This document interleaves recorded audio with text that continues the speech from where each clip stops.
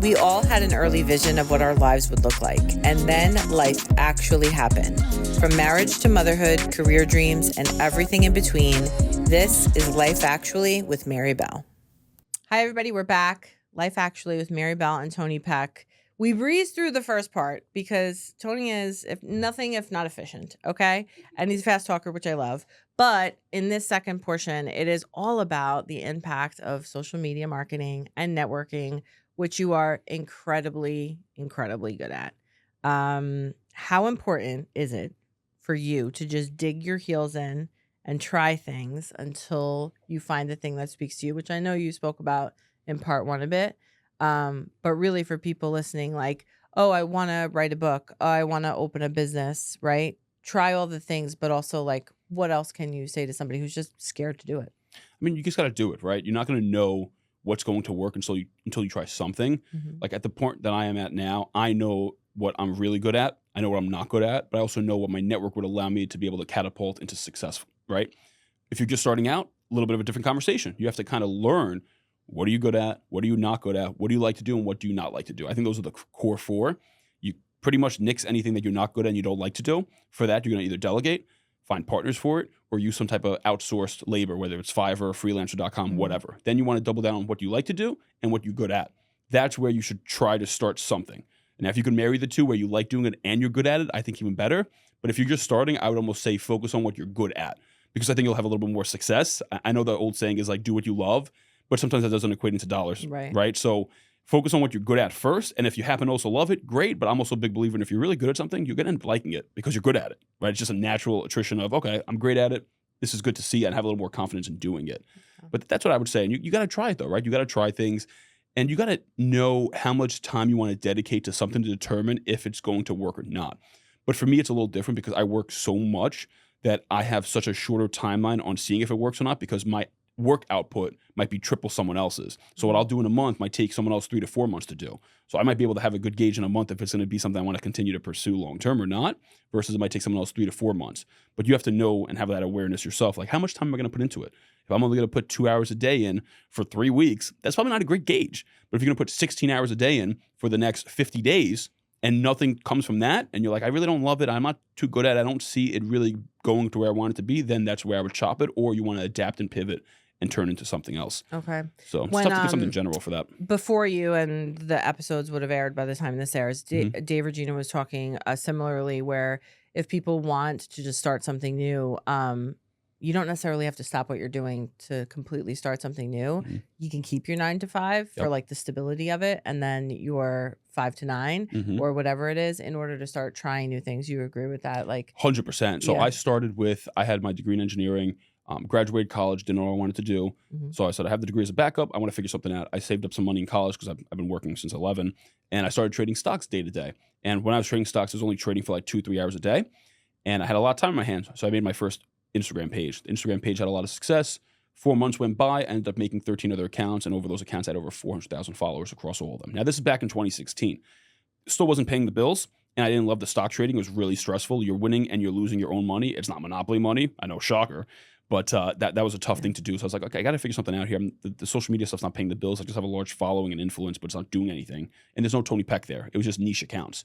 So I did get into construction for a little bit. I worked in construction for about 2 years. Okay. And while I was in construction, I would go to the cigar lounges every single night, connect with guys, learn from them. I would read self-help books. I listened to motivational podcasts. Big fan of Gary Vee, Tony Robbins, Eric Thomas. Those were like my big 3 that I would follow and just like absorb as much as I could from them. And from there, while I was in construction still, I was still building my brand online. So I started building the Tony Peck brand while working at a 9 to 5. And I would just show what it would take for me to get to where I want to be. And people knew I had a construction job. I would show working on the construction job. I was cool with the guys that worked there, you know, Chulito, and we had all different Spanish names. I learned a little Spanish because it crossed over with Italian words. And people would see that. And then I would also post what I was doing after the work. And I also post what I was doing before I would get to the job site. I would go to the gym. I listened to a podcast. After work, I would listen to a podcast. I'd go straight to the cigar lounge. I would network and connect with people. And I was showing them, like, if this is what you want, this is what you need to do. And I still didn't have any success yet. I was still working a job. But I just wanted to show what I was doing to eventually get off that job. And my first 3 clients came from my job site. They were my subcontractors as a general contractor. And I'll never forget this guy. This guy, Danny, he owns a Picasso flooring designer. And Brazilian guy, immigrant. It was him, his brothers, and his cousins, like 8 of them. He owned the company. hardworking guys. They were the first guys to show up at the job site every day, the last guys to leave. And one day he comes to work. He goes, Tony, I know you were famous. So what are you talking about? He goes, I found your Instagram. You have 30,000 followers. And this was my personal Tony Peck page at the time. I said, Danny, I'm the influencer, man. I'm working on the same job site as you, wearing my hard hat. This is my Timberlands. And he goes, you're obviously doing something right. Now, this is back in 2018. And he says to me, I have 34 followers. Can you help me grow my following? Yeah, of course. No problem. Give me a login and I'll see what I can do. Work. He goes, okay, I'm going to give you a check for $500 and let's see what you can do for 3 months. Oh, shit. So I went back to my two partners, Mike and Fran. This is when we were first coming up with the idea for the business. And I said, got $500. I'm going to start growing his account. Let's go to LegalZoom. And we opened up an LLC. And that's how little I knew people back then. That's why I wanted to say that specifically. That's 2018. I didn't even have an attorney or an accountant to open up an LLC. I had to go to LegalZoom.com. Yeah. I knew nobody. And I have not looked back since then. He's the #1 flooring installer on Instagram. He has like over 700,000 followers. Wow. He's the largest on TikTok. He has like over 800,000 followers. And he's the largest flooring installer in the Hamptons. And he wanted to break in there, but he broke into it because of social media. He was my first client. And then 2 clients came from there as well. They were the cabinet installers. One of them actually just recently signed on with us again, which is really funny, full circle moment. He's out in Jersey and he does high-end custom cabinetry, baths, kitchen, stuff like that. But that's kind of how I started. While working my 9 to 5, I found my clients that then took me off the 9 to 5. But I had to make that jump. Like me, it wasn't, okay, I had to have X amount of saved up, ready to go. My sister ended up winning tickets to Grant Cardone, the 10X conference, for February of 2019. And January of that year, 2019, I told my boss of the construction job, I want to start going part-time here because I want to start building my own thing. And they were super cool. They were entrepreneurs. They were younger guys. They were like 40. And they're like, listen, we get it. No problem. You can come in 2-3 days a week and you can work on your other thing, the other time that you want. Sam wins the tickets to 10X. Again, me and Sam never traveled as kids. We had no money. We never really been on a plane. I think I've been on a plane twice before I had my business. And she goes, I won these tickets. And the event's in Miami in February. She tells me this in December, by the way, like right after Christmas. I'm like, it's like a month away, Sam. I was like, you know what? Let's make it work. I'm going to book an Airbnb. We've never traveled before. I think it'd be a really cool experience. So we go out there for a few days and we land there and we get to the Airbnb. We have a nice balcony in Miami. And my dad calls us and he goes, you guys are so lucky because it just started snowing in New York. And I'm like, wow. Like I want to build a life that we could do this. Like if it's cold there, we can just travel here. And I was smoking a cigar on the balcony. I'll never forget that moment. And we went to the event. And while being at the event, that's when things really opened up for me, like mentally for me to see. I was wearing my tracksuit in Miami, sweating like a hostage, as I always do. But had to stay true to the brand. And I was walking around the conference and over, I would say about 24 people stopped me. Holy shit, you're Tony Peck. You're the godfather of Instagram. Hey, girl, can you take a picture of us? Saying to my sister, Sam's like, oh, you want to take a picture of my brother? Sure, weirdo. Gross. And, yeah, literally, like, what's so weird? And I ended up closing a couple of deals in person on the spot for Instagram growth at the time. And from there, I said, you know what? If I do this full time, I think I can close the gap between what I'm making and what I need to make to be able to survive. And I called my bosses when I was still in Florida on the balcony. I said, hey, when I get back, I'm happy to train whoever, but I want to jump into my stuff full time. And they were super supportive. They're like, listen, you always have a place with us here. If it fails, you're always welcome to come back. That's great. Years later, they ended up signing up as a client of mine as well, Oh which is really cool. Because again, I'm really big on keeping relationships with everybody.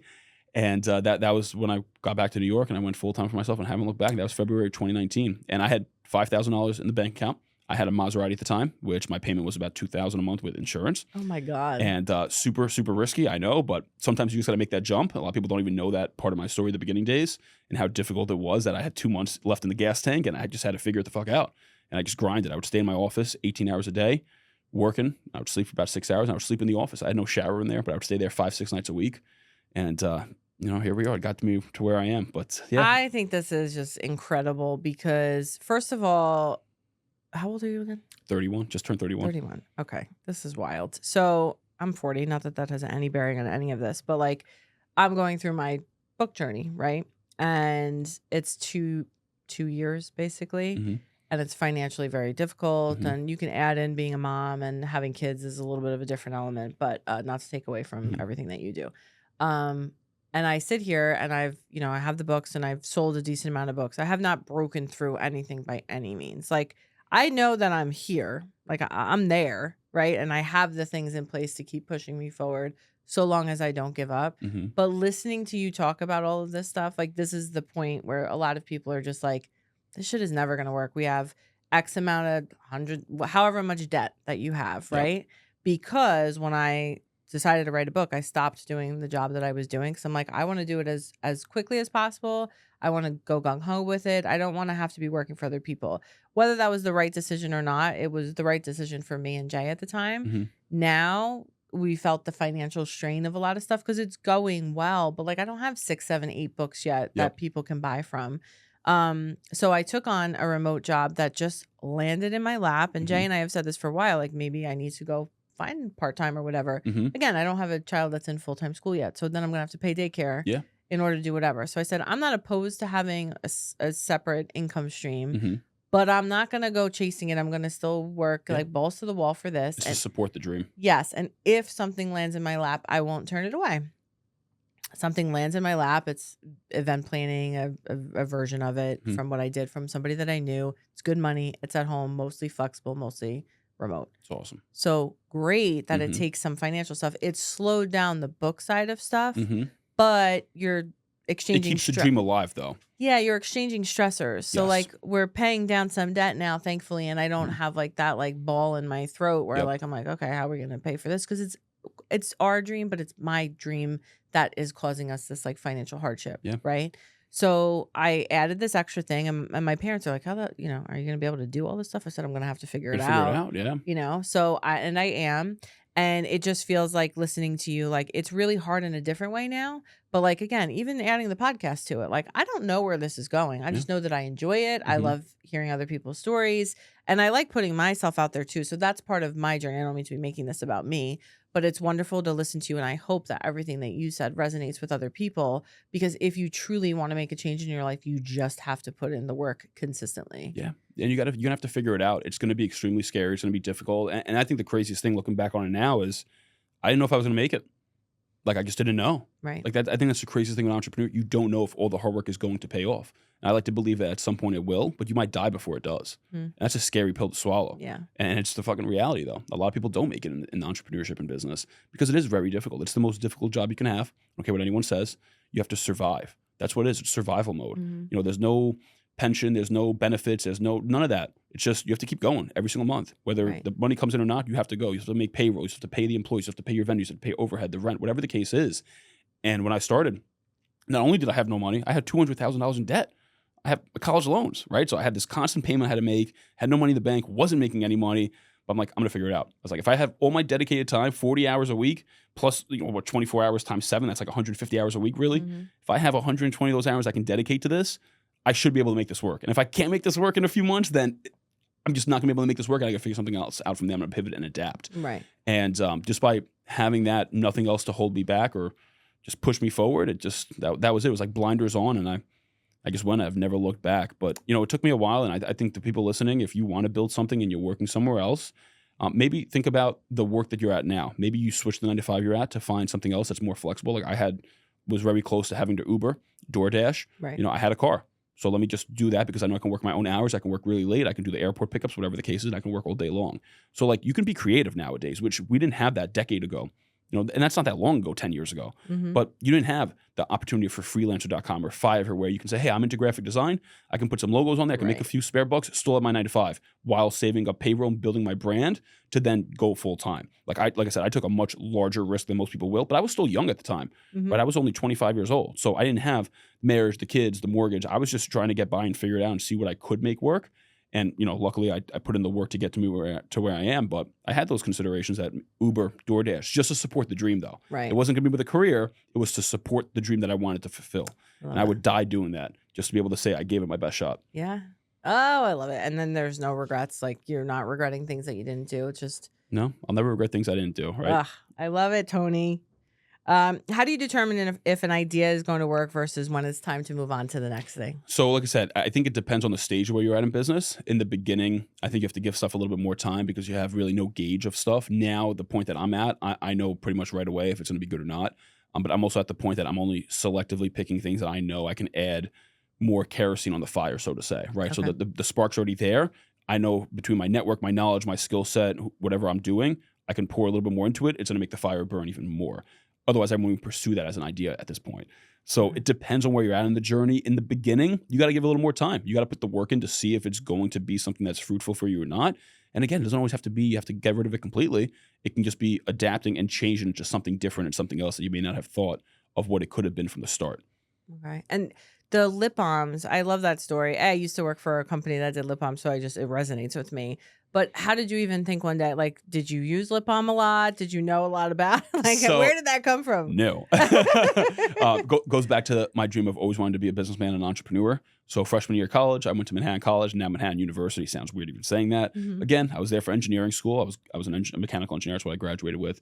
But freshman year, my first time ever applying to like a job, because everything I did was hospitality. Grandfather's Pizzeria, my friend's Italian restaurant, shoveling snow. I mowed lawns. Like I just hustled in high school and grammar school. But college was, okay, job fair. You want to be an engineer, you have to go to an interview. So I had a few interviews with corporate companies. I was not a good interviewer, shockingly, because, I talk all the time now. Yeah. But it's a different thing when they're asking you these questions about like very corporate. I'm not a corporate guy. And I didn't get accepted anywhere. So my freshman summer, I had no internship. So I was like, well, shit, I got to figure something out. And I was like, you know what? Let me try to start a business. I have the time. Why not try to create something? And I'm thinking like, what can I do? What can I start? What value can I give? What do I know about? And I was like, okay, it's probably not the best thinking, but this is how I thought freshman Tony college. I was 18, 19 years old. Mm-hmm. The beauty industry, $1 billion industry. And the lip balm sector of it, also a $1 billion industry. And if I can just take a small sliver of that, I have $1 million operation. Again, if you say that on Shark Tank, you're off, right? Yeah. But I didn't know what I didn't know. And I said, okay. So I'm thinking, what can I do to the lip balm? And at the time, my cousin, she was diagnosed with celiac. And she was highly, highly allergic to gluten. Like if toothpaste had gluten, you put it on her arm, her whole arm would break out. So she had a high sensitivity. So I was like, okay, what if I made like a really healthy lip balm that was natural, organic, had no gluten, and it was high end and looked good for men in boardrooms? Because the biggest thing back then was baby lips, Burt's Bees, and EOS. Very Okay. feminine, but Yeah. there was nothing nice for a guy in a suit to whip out in the boardroom with chapped lips. Like my dad, he's a union guy, but he used Blistex all the time. He has chapped lips. So I'm like, okay, what can guys use as just like not Blistex, but also not feminine looking, but it's also classy for women to use as well. Mm-hmm. So that's why I kind of like peeled back the onion. I was like, okay, I'm going to make a great product. It's going to be organic, natural, all these things, and I'm going to keep it cheap. So I then discovered this thing called SCORE in Westchester. It stands for something, but it's pretty much like retired or existing executives, business owners. They're older gentlemen, and they donate their time to help upcoming and inspiring entrepreneurs. They give you like a free hour, and they'll kind of give you a consulting session on whatever it is you're trying to accomplish or do or whatever it is. So I came to them with my idea, and they completely shifted my thinking on branding. And they were like, why are you going to charge so cheap if it's going to be a premium product? I'm like, I don't know who the fuck's going to buy an expensive lip balm. They're like, well, if you make it expensive, they're like, what's the difference between Grey Goose and Kettle One? It's like, I don't know, Grey Goose is better. They're like, it's not. It's the same shit. It's the brand that you think it's better because it's more expensive, but it doesn't have to be better because it's more expensive. Mm-hmm. You're making something better, so you should also make it more expensive. So like, or if you're not going to make it expensive, make it cheap, but don't make it as premium as you want to make it. So you know what? Good things to go back to the drawing board. So I went back to the drawing board, and I decided I'm going to make it a little more elegant. So my whole thing was it was black oval tubes, super sleek. I had a nice foil label on them with like the name, Tony's Lip Care, TLC. I had 4 different flavors. Oh, I love that. Yep, natural. TLC, baby. I had 4 different flavors, natural, peppermint, tinted, and strawberry. And it was natural and organic, paraben, petroleum, and preservative-free. Had natural SPF 4 in it. And when I first started this idea too, I also didn't know how I was going to make this. Yeah, I was just going to say, how did you make this? I was going to start in my kitchen at home. And I was actually really close with the head of the chemical engineering department at Manhattan College. Okay. And we were just good friends. So I just wanted to get her idea on the idea. Like, what do you think of it? And she's like, I love it. I want to sponsor it. So she cut me a check for like $1,200. And she's like, you can get your products and your materials. And if it becomes anything, just like, let me know. And I'm going to let you use the lab because in the summertime it was empty. So I got to use the lab at Manhattan College to formulate my lip balm and get the right formulation right. And then from there I sent it to a co-packer. But what did you do? Would you just Google how to make lip balm? Yeah, pretty much. I Googled it. It took me about 4 weeks of like 10 hours in the lab every day. I would just make a small little sample size. And based on like the percentages of different things, it would be a little too oily or too dry. Yeah. So I had to like get that down right just to be like a consistent lip balm. And you can see how I don't call it chapstick. Chapstick's a brand. Chapstick's a brand. This is what I learned on my journey with lip balm. Yeah. And I end up, creating TLC. I had all my lip balms. I would sell 1 for $5, 3 for $10. And I would go dorm room to all the women, all the girls I knew. If I was out at a bar, I'd knock the shit out of your hands. Tony, with those I'd baby buy lips. anything that you were selling on my dorm room floor. I'd be like, yeah, just take all my money. Just take my money. And I end up going to a lot of the trade shows in Westchester locally on Saturday mornings. And I would spend my whole Saturday just selling my lip balm to all the moms up there for the holidays, wherever the case was. And they loved it. And then I would just cold call. I would reach out to big companies. I ended up getting in front of a big box retailer. I don't want to mention the name. And they gave me a really large offer. But I couldn't afford to fulfill the order because they needed the order before they can cut me the check. And it would have cost me like $1 million and $1.2 million to make the order. Oh my I God. didn't have any connections. I had no one. My dad already took out the loan with me for the college. So it was like, this isn't even the realm of How reality. did they even make you that offer? How much lip balm were you selling? It was like the smallest amount they can take. It was like a SKU of 2.5 million. Like we'll do a small run. That's a small run to them apparently. But they liked the concept because it was classy for men and stuff, and it fit the brand that they had, the image. So that unfortunately never actually panned into anything. But what I tell people, it wasn't in the normal sense, it was a failure. But to me, it was a massive success because I learned so much more than all my peers at such a younger age on how to open up an LLC, insurance, taxes, finance, boardroom meetings, how to sell, how to market, how to brand, how to do the pop-ups, the label, the design, like all these things that you don't even realize go into the business. I learned before graduating college. So I slowly became on the campus known as the Entrepreneurial on campus. So any kid that had some type of semblance of wanting to do something or start something, they'd like seek me out and pick my brain, and I just became connected to them. Some of them actually went on to do really cool things, and I'm still friends with them to this day because now we're still both entrepreneurs, which is really cool. But that was my lip balm story. That was me. But what starting was the thing that said, okay, I can't do this? This is not going to go anywhere. It was it just slowly fizzled out once I graduated college. Okay. You know, I probably kept going until end of junior-ish year. And then from there, it was just, okay, I really fell in love with the cigars and the networking. This lip balm I'm not passionate about it. I just love business. Again, I love business. You had just picked something like, what can I see? What can I see? Yes. Yeah. And again, that was me earlier on because I didn't have any skill set or the network. But now that I'm at a different point, now I'm picking different things strategically. Okay. So again, if you're listening and you're starting out like I was with the lip balm, it's okay to try something like that. And if it fails, who cares if people are going to make fun of you for failing? Make fun of them for not trying. Right. Because that's the biggest failure in life. I am with you 1,000%. So from all these different jobs that we've heard that you've had, which is your favorite? Ooh, that's a tough one. Which is my favorite? Yeah, you don't like which one is the worst. Yeah. All of them have value, but which one is your favorite? It's going to be a toss-up for me between working with my grandfather, because I think that's, just a memory I'll always have for the rest of my life. I got to work with him for a decade, and luckily he's still alive. He's 92, but I know I won't have him forever. And second to that, or maybe comparable to that, I got to work with my father. So while being an engineer in college, he works at Con Ed in the city. Okay. And my grandfather, my dad's father, he worked at Con Ed in the power plant. And then my father ended up working Con Ed, and they hire a lot of engineers. My dad and my grandfather both union guys, but I went to be an engineer. So I applied there without telling him. And I ended up getting hired in the power plant that my grandfather used to work in. Oh, man. So I got to work there for a year as a co-op because they have a cool program where you're allowed to work throughout the whole year if you have the ability to do so. Okay. So I capitalized on that. So I reworked my entire schedule to only have 2 days of class a week, so I can go into the office 3 days a week, and I would do 16-hour days because they would not let me work 40 hours. That'd make me full-time. So I would do 39 hours a week. So I'd wake up at 4 a.m. in college, take the train, get in at 5, and I would just work, and I'd take the train back, go to bed, do it again the next day, or I had class in between, whatever the case was. That was a full year. And then my dad was like, there was an opening in my office. I'm going to see if they can transfer you. You can be an engineering intern over here in my department.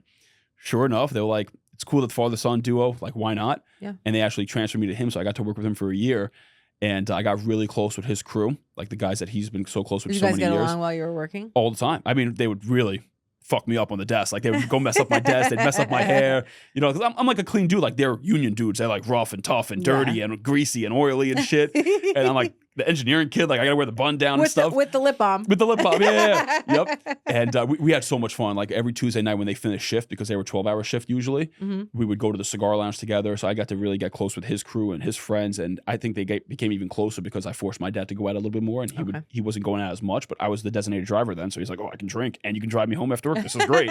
So that was a really cool experience too. And I have a lot of respect for my father and my grandfather, because despite them not knowing what they didn't know to teach me what I wanted to become as a business owner, they showed me hard work. My father, when I was young, I don't remember seeing him, before the sun was up, or he would come home after the sun was down. Like he just worked. He had 3 jobs besides Con Ed. He'd work at the pizzeria. He'd work something else, and just to support and pay whatever he could afford.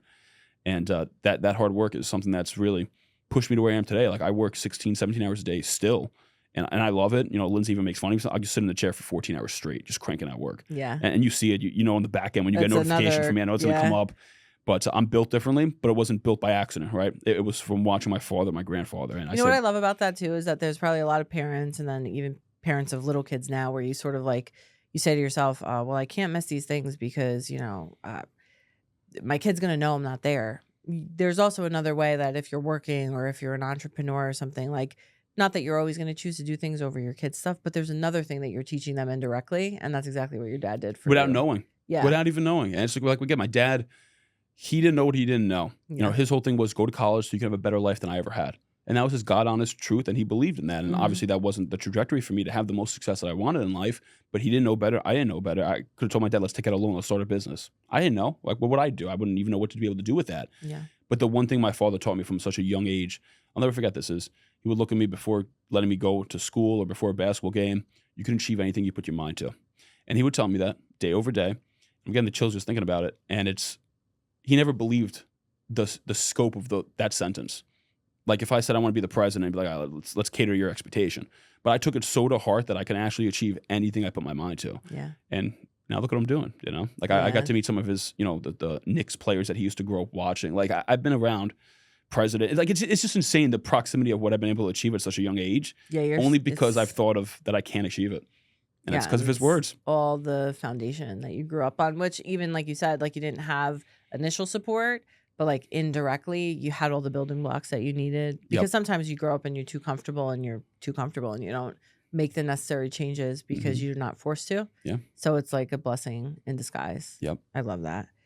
So obviously networking is huge and you're fantastic at it and you keep your relationships. And, I want to raise a kid who knows how to do that too. Like I even teach her this with her friendships at school. Like, well, this is my friend and okay. But like, make sure that you're being kind to everybody and like, you're not just using one friend. And then if that friend is sick that day, oh, well, my best friend is not there at school today, so I can come hang out with you. Like, that's not a good look. Living life properly. I said you have a bunch of friends and you're nice to everybody as long as people are nice to you. Yep. And genuinely, like, and this is things like people probably think I'm crazy to teach a 5-year-old that, but I don't think so at all. Yeah. Like, I think it's great. Building blocks, But the circle, you created something that didn't exist for you when you were younger. I love that phrase. You explain it a little bit for anybody who doesn't know, but mostly like, where do you want this thing to go?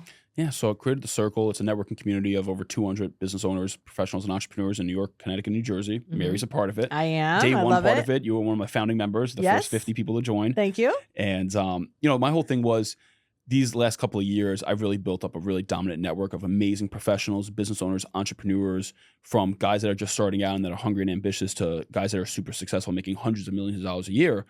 And when I first started in business, I didn't know anybody. Like I told you, we opened up Why Not You Media, the LLC, on fucking LegalZoom. Like I knew nobody. Like that's some crazy shit. People don't even realize that. My accountants would everything. I didn't know anybody. The Golf Island, the 1,500 people, I maybe know 1% of them before I started the business. Like really insane to kind of look back now and see what I didn't know to who I do know now.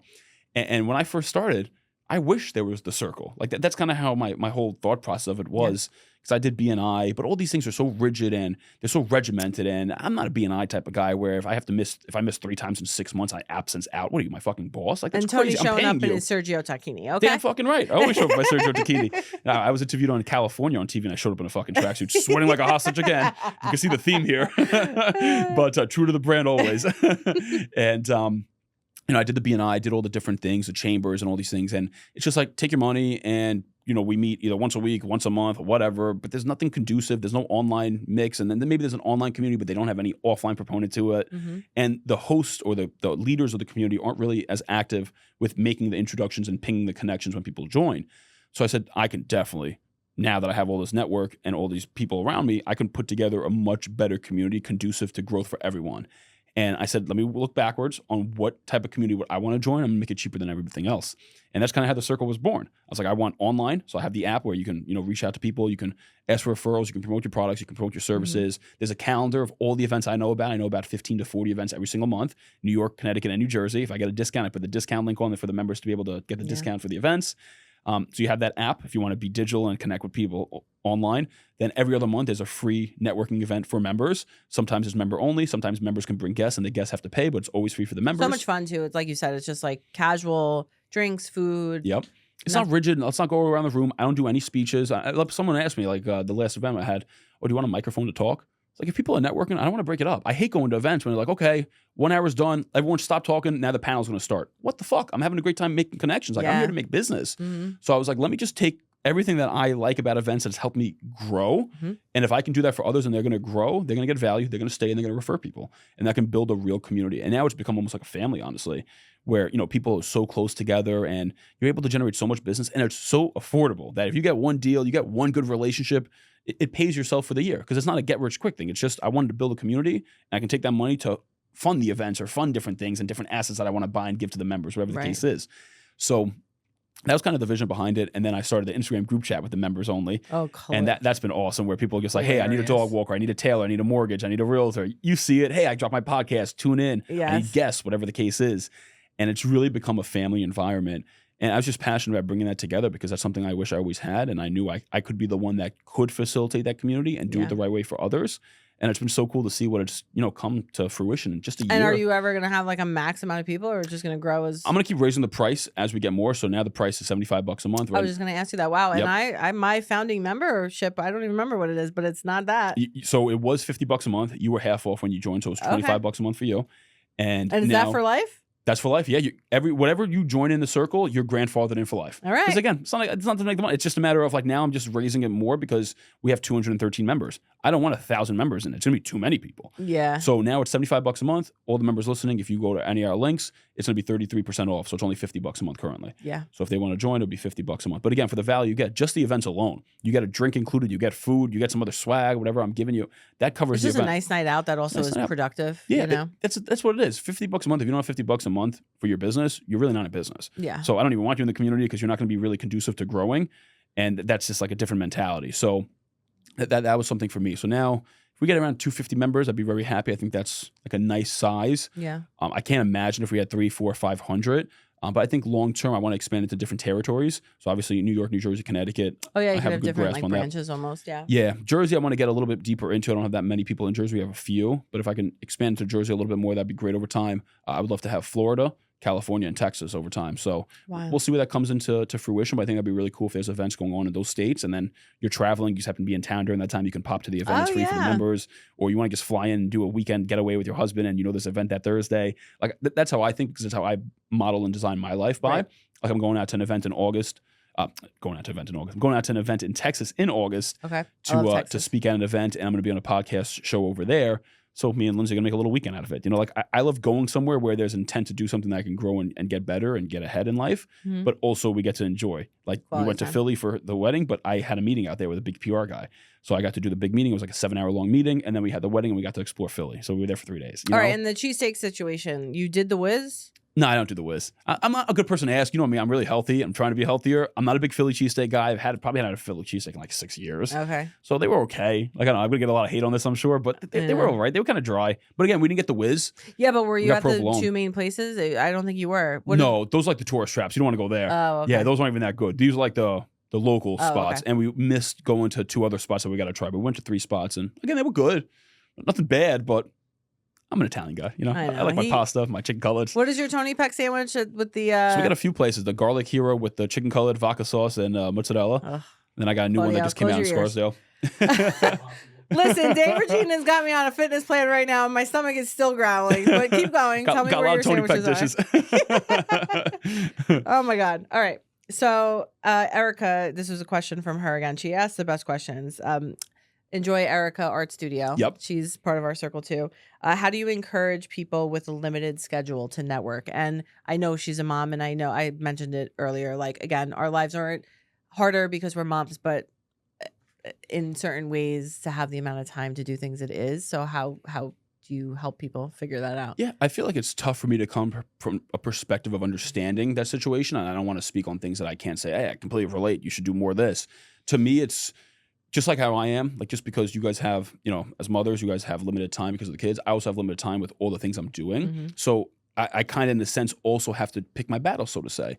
So to me, it comes down to what's my goal out of doing things and what is going to be the closest thing to get me to those goals. Mm-hmm. So it comes down to people, the type of event, what's going to make the most sense for you, who's going to be the tribe that you're going to be able to benefit the most out of, but also what tribe you'll be able to give the most value to. Yeah. So if you have to teeter between, okay, there's 4 events this week, I know I can only make 2 of them, you're going to have to pick which 2 are the better ones for you. So just having a little more critical lens into what your goal is and being more self-aware of what you want out of the events and being more intentional should help you narrow down which ones to put more time, energy, and focus and effort into with the limited time that you have. And that's kind of how I treat my day-to-day now anyway. So even without the kids, it's still how I structure everything. Mm-hmm. I just have more bandwidth to do more things than you guys can do. So you guys just have to have even more of a critical approach Right. on what you're picking to do. But that'd be my advice. I think that's great too, though, because like I say all the time, I don't think a mom's job is harder than a dad's job. It's different. Yep. Or even somebody who doesn't have kids, because especially somebody like you're not sitting there playing video games at 3 o'clock in the afternoon. No, it's not like there's any time that I'm taking off. It's, right. If I had a kid, I'd just be having to cut a little bit more of the business stuff away to focus on the kid. But I'm go 60. Like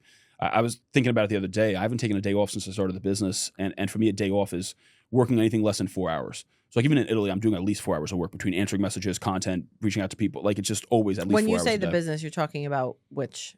Everything, I guess. My brand, I would say. Yeah, because Okay. my brand just trickles down to everything, whether it's Why Not You, the Circle, the golf outing, Right. The public events that I do, a few other things I'm starting and working on and growing. Oh my God. And All right, can I please be invited to when Tony's Pizza opens? I would like to yes, be there. you can. Okay, Absolutely. That's not coming anytime soon, though, just so we don't guess. All right, but I don't know, 10 years, whatever. Yeah, there you go. 5 years, 10 years. Okay.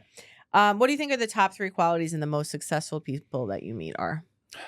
Tough to give you 3. I might end up slipping in 4, but 1 for sure is discipline. Mm-hmm. Discipline to me, and I'm going to be very specific and not saying consistency. When I first started on these podcasts and doing a lot of talks, I always had, you got to be consistent. You got to be consistent. Consistent could be doing the wrong thing time and time again, and you don't end up getting closer. Discipline is doing what you know you need to do to get closer to your goal and doing it whether you feel like it or not. So discipline is paramount, I think, in every successful person I've ever come across. That's the discipline of saying no. That's the discipline of saying yes to the right things. So discipline just trickles down to so many things. Like I'm really strong-headed on I only do things that are going to be closer to my goals. Mm-hmm. So I don't do a lot of extracurricular activities, which, Lindsay had my girlfriend, for people that don't know, she's been a fantastic support system and really believes in me. Especially after seeing the golf outing last year. I think she thought I was crazy. She still knows I'm crazy, but now she's like, okay, the stuff that you're saying you're going to achieve, I see it's attainable for you. Mm-hmm. And that's where she's like, okay, I'll let you put the brakes on. You don't have to go to every single family function and all the friend stuff. Like I don't really do anything outside of work. Like that Philly thing was like a rarity that I'm doing something that's not business related for me. Right. And she's understanding of that, which is great. Very hard to find and come by, but that's discipline for me. That she's like, hey, I'm going out with my friends and the husbands are coming. You want to come? No. Like it's not even a thought. No, it's a waste. What am I going to do with them? Like it's down to be mean. It's a waste. It's not conducive to where I want to be, and I have limited time to get to where I want to be. So I have to be really strong and protective of my time. She's got to see the vision and believe in the vision. Just to believe in that you saying no is going to help get you closer. Right. It's not I'm going to stay home to play fucking video games. Exactly. I'm staying home to just grind even more. I'm not moving today. Like that's just part of the day. Right. So that's discipline. That's one of the most paramount things that every successful person I know have an acute sense on, is saying no to things that are not going to get them closer. So that's 1.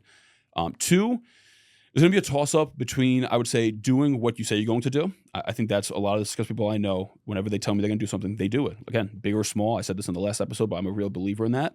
But also paired with that, the most successful people that I know, and now I have, like I said, a large gambit of younger guys, but this is more for the guys that have been around for decades and are super successful. Mm. The reason they're successful is they never say no to something that's just coming to the scene that they don't understand. So for instance, social media. Guys that I know that are most successful, they didn't just say, just a fad, let it run past us. They're like, we'll toss 150 grand into this year. Let's see if it works or not. Let's try to understand it. Yeah. Those are the guys that are the most successful. The ones that don't brush stuff off just because they don't understand it and they don't think it could be good for them. They're going to deploy resources, time, money, and energy into trying to see if it is something that's conducive to their growth and understanding it a little bit better. And I think that is such a paramount lesson that I've learned on my journey that most people never learn their entire lives. But that's the difference between the guys that have decades of growth and the guys that fizzle out after a few years, because then they just get stubborn or they're too cocky, whatever. I don't even know what the case is, but the guys that are the most successful, they know nothing's above me. Yep. I need to learn it. I need to lean into it. I need to hire talent that understands it. I don't know everything. I don't know what I don't know. Yeah. And they're always willing to learn. And those are the guys I respect the most, and I work with a lot of them, fortunately. Yep. And then my last thing would probably be networking. All the most successful guys I know have built such a strong network of quality, trusted people. Yeah. And if you don't have that, it's going to be very difficult to get to where you want to go. Doors won't be Yeah. able to open. You won't have the right team behind you. Like, there's so many moving parts to building something really large and sustainable. You need a good network. And that's what I'm passionate about, having the circle, because now everybody in the community has access to a good network at your fingertips for a low cost. And I did all the vetting. I built all the relationships. And now it's just a byproduct. Yeah, of it is that. amazing how that works, because like when you introduce new people, I'm like, all right, well, Tony's got to know him in some capacity, so I trust them. Yeah, exactly. And you know someone's not going to do you wrong because they'll get kicked out of the community. So if they're going to refer you to their flooring person, that flooring person can't fuck you, because that person that referred you to the flooring, they're going to be booted out. Right. So that's a big thing, that it's a quality network, and you just now always have a guy, because I become the guy that's always got a guy. You're the guy with a guy. I just think it's give everybody amazing else that you're that. 31 and then you appreciate just that. it's really wild, isn't it? Crazy. You? back there doing the recording. Claudio. I used to include Claudio in all my when I was just sitting here talking to myself. I watched. Yep. But anyways, It's good banter. It's funny you say that, but I feel like I haven't done much. Like I don't feel like I'm where I want to be yet, which is crazy. Part of that personality, that's part of your personality that drives you to be as successful as you are because you just don't ever feel fully satisfied. No, I never will. And to be honest, Dave, before he said sort of similar things, I was like, like successful people don't just say, oh, this is my goal and then I hit it and then I'm good here. You just keep goal moves. I'm like, oh, I was able to do that already? Shit, what else can I do? Yeah, now? what else can I do? What am I not doing that I could be doing more? Yeah. And I just think that speaks to it too. Appreciate that. Like the golf outing was a big thing for me. That's my first event I ever hosted. I had like 25 people showed up in 2019. Oh my God. Like people don't even know that. Yeah, he just handed me a stack of like the drink coupons and I'm like, I don't even know if I know this many people, but I will find them and give them tickets for Tony. Actually, I'm going to a networking event tomorrow night, so I'll bring a bunch there. And my recommendation for those tickets too is you give people multiple of those tickets. So you tell them to bring their family, friends, and their clients. Okay. Because most people don't want to go by themselves, so give them a stack of 10. Great.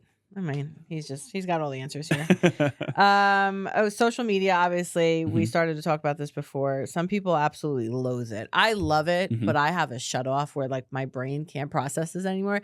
For anybody listening, and if anybody who knows Tony personally knows, you will get 27 notifications at a time because Tony is on and he's going through his people's stuff and he's engaging with your stories. You get a myriad. You just get a ton of Tony notifications. And it's a wonderful feeling because it's like, I don't even know whether you actually look at all of them or not, or if you're just liking, but you always stay top of mind because I'm like, oh, Tony's here. Tony's here. And then I want to say, oh shit, have I looked at Tony's stories today? Did Tony post something today? And I know that's the purpose of it. You're engaging so people remember that you're there and then we engage back to you and then we just support each other. But is there ever a time where you're just like, Jesus Christ, I don't want to open my phone? So actually, that's not the reason I do it, believe it or not. I actually, very cool to hear the take on what you get out of it. I never thought of it that way. So that's awesome to hear. Yeah. I actually only do it to show that I support you. That I'm watching, I'm rooting you on, I'm cheering you along because when I first started the journey, nobody was cheering me on. So I go to the Circle account on Instagram. I go to everyone that's following, that the Circle's following. Yeah. That's all the members. And I go through all their stories every morning and every night. And then I go to my story that's been up for the longest. And I'll go to everyone that's watched my story. And if they have a story up, I'll go through all of theirs. And then throughout the day, I'll also go through more stories as well. So I probably go through about 3,000 to 6,000 people a day, I would say, give or take. Yeah. Just to know what they have going on with their lives. I want to show them the support. But the big thing for me that kind of originated from this idea of doing this was I would go to events a couple of years ago. People would know me from social media. They watch my stuff online. And they would meet me, or maybe I knew them a little bit, not too deep and connected with them. But they knew everything I had going on in my life. And I knew nothing about them. And I felt like a fucking asshole. And there was no reason for me to feel like an asshole. Like, it's not that I had to watch their stuff. But it's just like, oh, Tony, I saw you in Italy. I saw you did this. I saw you went to this restaurant. I'm just like, how's life, Mary? And it's just like, it's that awkward thing of like, I wish I knew a little bit about what you have going on in your life. So that's where I took a step back. I said, how can I be more in tune with the people that are spending the time to watch my stuff? Right. And that's where the whole idea originated from. And I've never looked back doing it. So every morning when I wake up, I try to go through some, but definitely every night. Like last night, I was up till 2 a.m. doing that after rails. Yeah. And I want to be clear. I don't ever think that you're doing it with like, again, malintent, like, oh, let me just do this. So she comes. I'm saying for me personally, when I know how busy you are and you're liking all my stuff and like just commenting, engaging, I say to myself when I've had my quote, busy day and whatever, I'm like, oh shit, I don't think I looked at what Tony's doing today. So I'm saying genuinely. No, it's cool to hear that. Yeah, I love that. Authentically, it reminds me to like go engage with you, which is what you're supposed to do with social media. A lot of people like post and ghost, and I'm like, no, that's not what we're supposed to be social media. It's meant to be social. And my big thing is without the people that support me now, I'd be back on a 9 to 5. Yeah. And I'll never go back to 9 to 5. So I take the people that support me in such a high regard that if I can just do that little task of watching what they have going on and knowing what you have going on with your husband or your daughter and where you guys are going next or what trip you were just on so I can ask you a question when I see you. A lot of people consume content of people they're never going to meet and they don't give a fuck about them. Right. Whether it's athletes, celebrities, influencers, fuck them. They're never going to help you. I don't watch any sports. I have no idea what's going on in the world. Basketball, soccer, football. No fucking idea. I didn't know who was in the Super Bowl till the night of because Lindsay's like, oh, I was like, what game's on? She's like, the Super Bowl. I was like, what? Like, I work. Those are my favorite days to work. Like Memorial Day weekend, 4th of July, Super Bowl Sunday, because everybody's not working. So that's my time to close the gap on the people that are ahead of me and also get further ahead of the ones that are behind me. And that's how I take those days. And it's one of those things I'm only going to pour time and energy and effort into those that I can have a relationship with or already have a relationship with. And that goes a long way. And that's what built me to where I am today. Like I don't spend the time on the things that other people spend time on. You spend 3 seconds with you and you get all of this. It's just very genuine. I appreciate that. I just love you so much. I love my you goodness. too. So do you ever actually wake up like, I don't think you do. You don't dread opening up your like. To me, it's such an opportunity to not be, on a job, right? Yeah. Like it's like, you're like, oh shit. All I got to do is open up a phone today. This is fucking great. Like genuinely, like I worked in construction and it fucking sucked. Like we were, just joking before about how we all sweat and it's hot. Yes. And in construction, sometimes I'm on a job site where there's no ACs in the summertime and I got to wear long sleeves jeans, Timberland and fucking hard hat. I was really sweating and it's disgusting. It sucks. So the alternative is just opening up my eyes and going on my phone. Fuck that. 100%. Right. I can't wait to do that. It's perspective, right? And it's what you make of it. And I'm just such a people person. I love connection and connecting others, connecting with others and helping others and adding value and learning from people that I love to do this all day long. And the cool thing is like I can build what I want to build and still get to go away. Now, I don't take advantage of it as much as I probably could or want to. I don't know, I won't say want to. But like we went to go to Italy. I can go to Italy. I don't have to shut off. I can still work, move the needle forward, and still get to enjoy being in a different country. Right. The work just shifts when I'm away. Like when I'm here, it can be meetings and doing more physical touch points and events and going to events. But then when I'm away, I can just buckle down on more busy work, answering more messages, doing more deep dive into strategy. How do I make the golf outing better? How do I make the circle better? How do I make some introductions in the community, right? Like it's just deeper work I don't have meetings, but we could be on the beach and I can have my iPad out. And Lindsay's cool with it. We're still spending time. We're still bullshitting and hanging out and having fun. And I can still get work done. So to me, the work life has been such a tremendous, opportunity for me that I don't take it for granted any single day. And I love it. I enjoy it and I appreciate it. And it's never to me, like at night we'll be watching, she throws something on the TV and she's watching. She's like, oh, do you see that? I'm like, I have no idea what's going on, babe. Like I'm just going through stories right now. And I'm actually watching. I'm saying shout out to Lindsay because that is very difficult to do.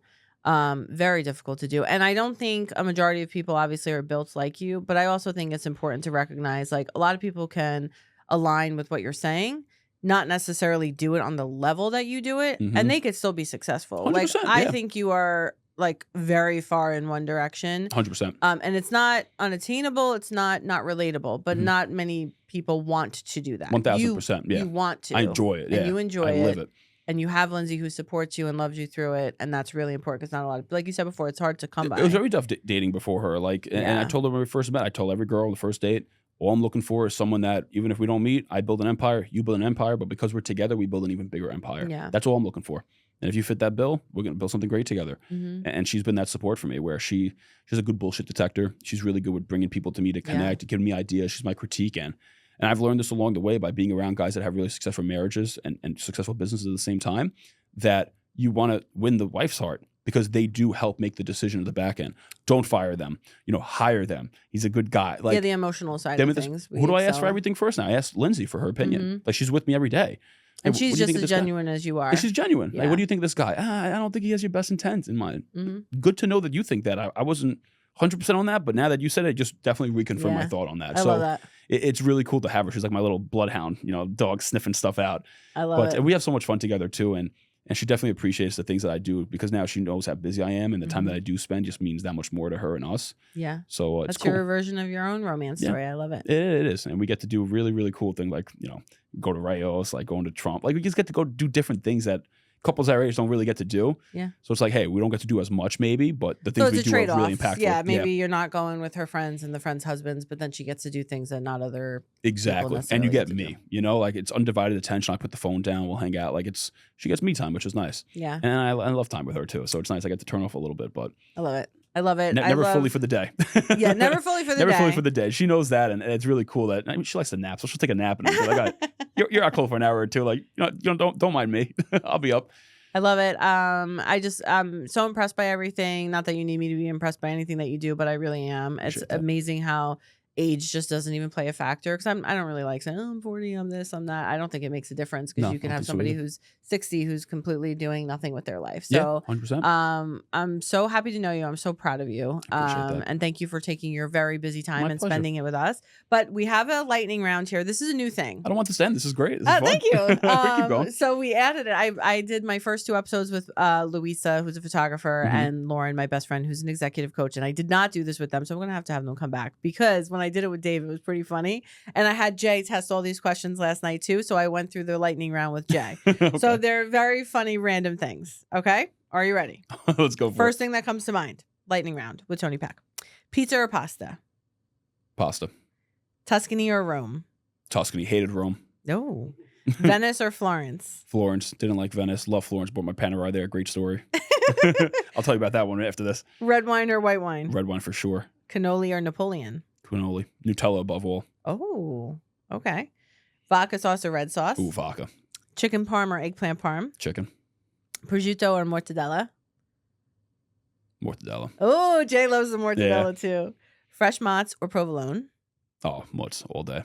Regular pie or Sicilian? Ooh, depends who's making it, but I'm going to go regular. Okay. Margarita pie or a white pie? Margarita. Sauce or gravy, Tony? Sauce. Okay, Come on. very good. Yes. Frank Sinatra or Dean Martin? Sinatra.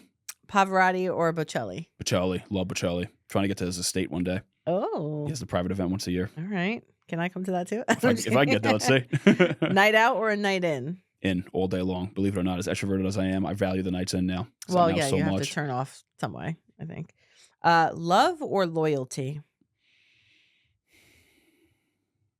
I think love gives the loyalty. So I'm going to go with love. That's exactly what Jay said last night. He said love encompasses loyalty. Yeah. Yep. Trust or respect? Respect. Big circle or small circle? It's going to be untraditional for a lot of people, but I'm going to go big circle. You can have a big circle of quality people still. Yep. Yeah. People think you only have to do small to have quality, but that's not the case. Yes. You can have quantity and quality. I love these lightning rounds. I got to do these. I got to tell you the Florida story though before we hop up. I know you have some Italian-American listeners too. Yes. So we went to Italy for the first time last summer. And obviously, unbeknownst to us, we didn't realize how hot it is in August. Oh, and yeah. They actually, when they say AC, it's not real AC. It's like a fan. So the only time we were cold, we were in the rental car that we drove around in. So we took the train to Florence for the day. And we get there, again, sweating like a hostage. I'm in my fucking linen. Doesn't do anything for you.